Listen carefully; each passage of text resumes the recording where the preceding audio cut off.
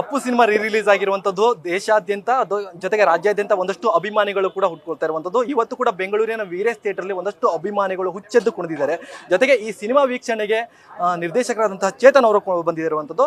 ಹೇಗಿದೆ, ಹೇಗೆ ಆಗಿತ್ತು, ಜೊತೆಗೆ ಅಭಿಮಾನಿಗಳ ಪವರ್ ನೋಡಿ ಅವ್ರಿಗೆ ಏನ್ ಅನ್ಸುತ್ತೆ ಅಂತ ಒಂದಷ್ಟು ವಿಚಾರಗಳನ್ನ ಚರ್ಚೆ ಮಾಡ್ತೀನಿ. ಸರ್, ಅಪ್ಪು ಸಿನಿಮಾ ರಿಲೀಸ್, ಅಭಿಮಾನಿಗಳ ಕ್ರೇಜು ಇವೆಲ್ಲ ನೋಡಿದಾಗ ನಿಮ್ಗೇನಾದ್ರೂ ಕೂಡ ಅವ್ರ ಜೊತೆಗೆ ಸಿನಿಮಾ ಮಾಡಬೇಕು ಮತ್ತೆ ಇನ್ನೊಂದು ಸಿನಿಮಾ ಮಾಡಬೇಕು ಅಥವಾ ಅವ್ರಿದ್ರೆ ಇನ್ನಷ್ಟು ಸಿನಿಮಾಗಳು ಮಾಡ್ಬೋದಿತ್ತು ಏನಾದ್ರು ಅನ್ಸುತ್ತೆ?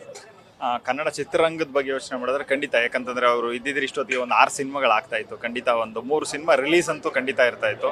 ಸೊ ಈ ಸಂದರ್ಭದಲ್ಲಿ ಅದೊಂದು ವ್ಯಾಕ್ಯೂಮ್ ಯಾವಾಗಲೂ ಇದ್ದೇ ಇರುತ್ತೆ. ಅಪ್ಪು ಸರ್ ಅವ್ರನ್ನ ಮಿಸ್ ಮಾಡ್ಕೊತೀವಿ ದಿನ. ಅದೊಂದು ಅವ್ರು ಕ್ರಿಯೇಟ್ ಮಾಡಿರೋಂಥ ಒಂದು ಇಂಪ್ರೆಷನ್ನು, ಆ ಒಂದು ಇಂಪ್ಯಾಕ್ಟ್ ಇಂಡಸ್ಟ್ರಿ ಮೇಲೆ ಯಾವತ್ತೂ ಅದು ಅಳ್ಸೋಕ್ಕಾಗಲ್ಲ. ಆ್ಯಂಡ್ ಆ ಒಂದು ಖಾಲಿ, ಆ ಜಾಗ, ಆ ಸ್ಪೇಸ್ ಯಾವಾಗಲೂ ಅದು ಖಾಲಿನೇ ಇರುತ್ತೆ.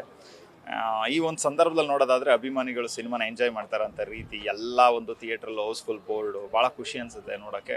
ಆ್ಯಂಡ್ ಅಪ್ಪು ಸರ್ ಮೇಲೆ ಅಭಿಮಾನಿಗಳು ಇಟ್ಟಿರೋಂಥ ಪ್ರೀತಿ ಎಷ್ಟು ಅಗಾಧವಾದಂಥ ಒಂದು ಪ್ರೀತಿ ಅನ್ನೋದು ಗೊತ್ತಾಗುತ್ತೆ. ಆ್ಯಂಡ್ ಈಗ ನಮ್ಮ ಹತ್ರ ಉಳ್ಕೊಂಡಿರೋದು ಅವ್ರು ಅಭಿನಯಿಸಿರೋಂಥ ಸಿನಿಮಾಗಳಷ್ಟೇ. ಅದನ್ನು ಮತ್ತೆ ಪ್ರತಿ ವರ್ಷವೂ ಕೂಡ ಅವ್ರ ಬರ್ಡೇ ದಿನ ಅವ್ರ ಸಿನಿಮಾಗಳನ್ನ ನೋಡಿ ಅವ್ರನ್ನ ಸಂಭ್ರಮಿಸಿ ಅವ್ರನ್ನ ಆರಾಧಿಸೋದು ಅಷ್ಟೇ ನಮ್ಮ ಹತ್ರ ಉಳ್ಕೊಂಡಿರೋ ಅಂಥದ್ದು. ಇವಾಗ ಖಂಡಿತ ನಾನು ಪರ್ಸ್ನಲಿ ಮಿಸ್ ಮಾಡ್ಕೊತೀನಿ. ಯಾಕಂತಂದರೆ ಅವ್ರದ್ದು ಲಾಸ್ಟ್ ಸಿನಿಮಾ ಜೇಮ್ಸ್ ಮಾಡಿದ್ರಿಂದಾಗಿ ಖಂಡಿತ ಪ್ರತಿದಿನವೂ ಕೂಡ ಅದೊಂದು ನೆನಪುಗಳಿದ್ದೇ ಇರುತ್ತೆ.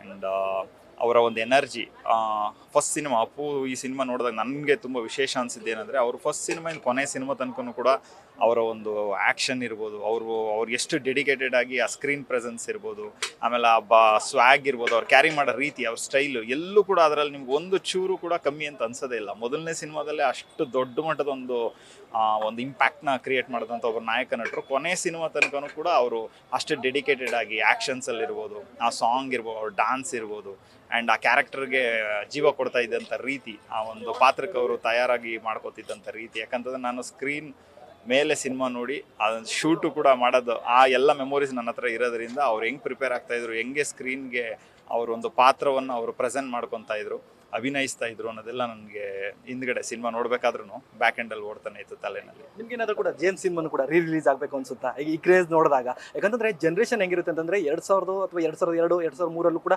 ಒಂದಷ್ಟು ಜನರೇಷನ್ ಆ ಲೆಕ್ಕಾಚಾರದಲ್ಲಿ ನೋಡ್ತಾ ಅಲ್ಲೂ ಕೂಡ ಸಿನಿಮಾ ಸ್ಟೋರಿಗಳಿರ್ಬೋದು ಬಹಳಷ್ಟು ಕ್ಯೂರಿಯಾಸಿಟಿಯಿಂದ ನೋಡ್ತಾ ಇದ್ರು. ಅವಾಗ ಏನಾದ್ರು ಕೂಡ ನಿಮ್ಗೆ ಭಯ ಇತ್ತು? ಯಾಕಂತಂದ್ರೆ ಈ ಸಿನಿಮಾಗಳು ಸೋಲ್ಬಾರ್ದು, ಗೆಲ್ಲಿಸಬೇಕು ಅನ್ನೋ ಲೆಕ್ಕಾಚಾರದಲ್ಲಿ ಸಿನಿಮಾ ನಿರ್ದೇಶನ ಕೇಳಿದಾಗ ಏನಾದ್ರು ಭಯ ಇತ್ತ ಅಂತ?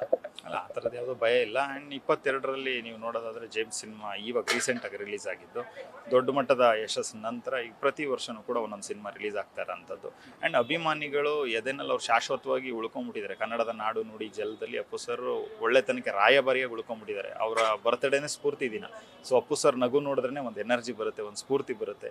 ಜೀವನದಲ್ಲಿ ಏನಾದರೂ ಒಂದು ಸಾಧಿಸಬೇಕು ಅನ್ನೋಂಥ ಒಂದು ಸ್ಫೂರ್ತಿ ಖಂಡಿತ ಪ್ರತಿಯೊಬ್ಬರಲ್ಲೂ ಬಂದೇ ಬರುತ್ತೆ. ಅದಕ್ಕೆ ಕರ್ನಾಟಕದ ಹಳ್ಳಿನಲ್ಲೂ ಯಾವುದೇ ಊರಿಗೆ ಹೋದರೂ ನಿಮ್ಗೆ ಅಪ್ಪು ಸರ್ ಫೋಟೋ ಕಂಡೇ ಕಾಣಿಸುತ್ತೆ. ದೇವ್ರ ಪಕ್ಕ ಇಟ್ಟಿರ್ತಾರೆ ಅಪ್ಪು ಸರ್ ಒಂದು ಫೋಟೋನ.